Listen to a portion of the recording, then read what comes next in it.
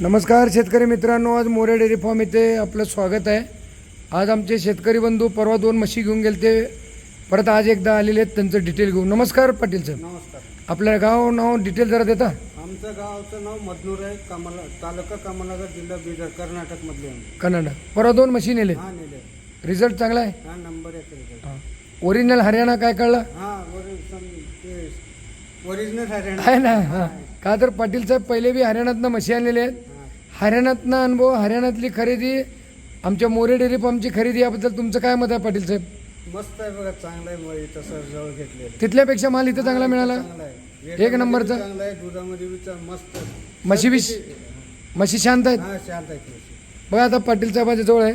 आमच्या मशीनची सुद्धा एवढे मोठे मोठे नखं बघा, घोड्यासारखे असतील। हरियाणाची ओळख आज ही डोक्याच्या मापाची म्हैस आहे।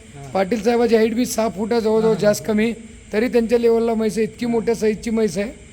बरं, रेट व्यवहार समजा चांगला आहे, रेट चांगला आहे, व्यवहार त्यांचा लई चांगला आहे। हरियाणात आणल्यापेक्षा बी हा चांगला आहे, आणि त्यापेक्षा बी टॉप म्हशी। हा टॉप म्हशी। आता इथनं आमच्याकडनंच मशीन यायला लागलो, हा हरियाणात जात नाही। नाही नाही ठीक आहे शेतकरी बंधूंनो, आज बऱ्याच चॅनलच्या माध्यमातून मी परवा बी म्हणलो, मला बी फोन येतात की बाबा या डेअरी फार्म ते डेअरी फार्म आणले, इतके येते तितके येते जे म्हणतात। आज आमचे बी म्हशी आहेत, आज जवळजवळ 4 आणि 2 6 आणि 2 8 आणि 2 10 म्हशी आज गाडी केलेली आहे, रात्री बी उतरून।